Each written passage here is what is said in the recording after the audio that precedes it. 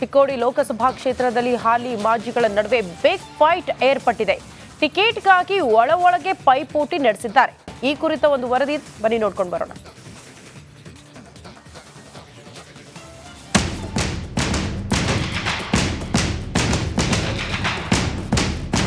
ಒಂದು ಕಡೆ ಪ್ರಧಾನಿ ಮೋದಿ ವರ್ಚಸ್ಸು ಹೆಚ್ಚಾಗ್ತಿದ್ರೆ ಮತ್ತೊಂದು ಕಡೆ ರಾಮ ಮಂದಿರ ಉದ್ಘಾಟನೆ ಬೆನ್ನಲ್ಲೇ ಬಿಜೆಪಿ ಆಕಾಂಕ್ಷಿಗಳ ಪಟ್ಟಿಯೂ ಹೆಚ್ಚಾಗ್ತಿವೆ. ಪ್ರಮುಖವಾಗಿ ಚಿಕ್ಕೋಡಿ ಲೋಕಸಭಾ ಟಿಕೆಟ್ ಮೇಲೆ ಹಾಲಿ ಸಂಸದ ಅಣ್ಣಾ ಸಾಹೇಬ್ ಜೊಲ್ಲೆ ಮತ್ತು ಡಿಸಿಸಿ ಬ್ಯಾಂಕ್ ಅಧ್ಯಕ್ಷ ಉಮೇಶ್ ಕತ್ತಿ ಸಹೋದರ ರಮೇಶ್ ಕತ್ತಿ ಕಣ್ಣು ಇಟ್ಟಿದ್ದಾರೆ. ಎರಡು ಪ್ರಭಾವಿ ಕುಟುಂಬಗಳ ನಡುವೆ ಈ ಬಾರಿ ಚುನಾವಣೆ ರಣಕಣ ಏರ್ಪಡುವ ಸಾಧ್ಯತೆ ಇದ್ದು ಇಬ್ಬರು ನಾಯಕರು ಬಿಜೆಪಿ ಟಿಕೆಟ್ ಸಿಗುವ ವಿಶ್ವಾಸ ವ್ಯಕ್ತಪಡಿಸಿದ್ದಾರೆ. ಕಳೆದ ಚುನಾವಣೆಯಲ್ಲಿ ಶಶಿಕಲಾ ಜೊಲ್ಲೆ ಕೇಂದ್ರದಲ್ಲಿ ತಮ್ಮ ಪ್ರಭಾವ ಬೆಳೆಸಿ ಪತಿಗೆ ಟಿಕೆಟ್ ಕೊಡಿಸಿದ್ರು. ಜೊತೆಗೆ ಅವರನ್ನು ಗೆಲ್ಲಿಸಿಕೊಂಡು ಬರುವಲ್ಲಿ ಸಕ್ಸಸ್ ಆಗಿದ್ರು.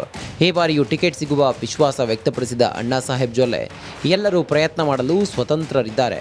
ಕೊನೆಗೆ ಹೈಕಮಾಂಡ್ ನಿರ್ಧಾರ ತೆಗೆದುಕೊಳ್ಳುತ್ತದೆ. ನಾನು ಯಾವಾಗಲೂ ಚುನಾವಣೆ ಸಿದ್ಧತೆಯಲ್ಲಿ ಇದ್ದೇನೆ ಎಂದಿದ್ದಾರೆ.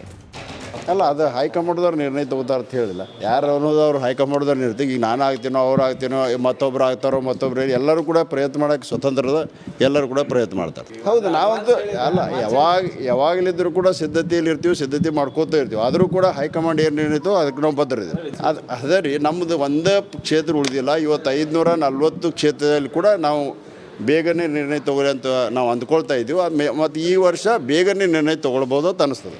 ಮಾಜಿ ಸಚಿವ ದಿವಂಗತ ಉಮೇಶ್ ಕತ್ತಿ ಸಹೋದರ ಕೂಡ ಚಿಕ್ಕೋಡಿ ಲೋಕಸಭಾ ಟಿಕೆಟ್ ಆಕಾಂಕ್ಷಿಯಾಗಿದ್ದಾರೆ. ಚಿಕ್ಕೋಡಿ ಕ್ಷೇತ್ರದ ಜನರ ಜೊತೆಗೆ ಉತ್ತಮ ಬಾಂಧವ್ಯ ಇಟ್ಕೊಂಡಿದ್ದ ರಮೇಶ್ ಕತ್ತಿ 2009ರಲ್ಲಿ ಪ್ರಕಾಶ್ ಹುಕ್ಕೇರಿ ವಿರುದ್ಧ ಭರ್ಜರಿ ಗೆಲುವು ಸಾಧಿಸಿದ್ರು. ಬಳಿಕ 2014ರಲ್ಲಿ ಸೋಲು ಕಂಡಿದ್ರು. ಇದಾದ ನಂತರ 2019ರಲ್ಲಿ ಅಣ್ಣಾ ಸಾಹೇಬ್ ಜೊಲ್ಲೆಗೆ ಟಿಕೆಟ್ ಕೊಟ್ಟಿದ್ರು.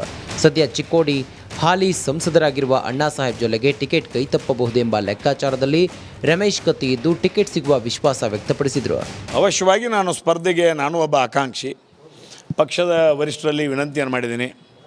ಹಿಂದಿನ ಸಲ ಯಾವುದೋ ಒಂದು ಹಂತದಲ್ಲಿ ತಪ್ಪಿ ಹೋಗದೆ, ಈ ಸಂದರ್ಭದಲ್ಲಿ ಅದನ್ನು ನನಗೆ ಕೊಡೋದ್ರ ಮುಖಾಂತರ ದೇಶದ ಮತ್ತು ರಾಜ್ಯದ ಮತ್ತು ನನ್ನ ಭಾಗದ ಜನರ ಸೇವೆಯನ್ನು ಮಾಡಲಿಕ್ಕೆ ಅವಕಾಶ ಮಾಡಿಕೊಡುವಂಥ ಮನವಿಯನ್ನು ಸಹಿತ ನಮ್ಮ ಪಕ್ಷದ ವರಿಷ್ಠರಲ್ಲಿ ಮಾಡಿದ್ದಾರೆ.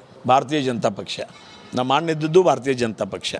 ಆ ನಿಟ್ಟಿನಲ್ಲಿ ಭಾರತೀಯ ಜನತಾ ಪಕ್ಷದ ಅಭ್ಯರ್ಥಿಯಾಗಿ ನನ್ನನ್ನು ಅಕೊಮಡೇಟ್ ಮಾಡಿರಿ, ಎಲ್ಲಾದರೂ ಒಂದು ಕಡೆ ಅವಕಾಶ ಕೊಡ್ರಿ. ಒಟ್ಟಾರೆ ಈ ಇಬ್ಬರು ಸ್ವಪಕ್ಷದ ನಾಯಕರ ಕಿತ್ತಾಟ ಕಾಂಗ್ರೆಸ್ ಪಕ್ಷಕ್ಕೆ ಲಾಭ ಆಗುವ ಸಾಧ್ಯತೆಯೂ ಇದೆ.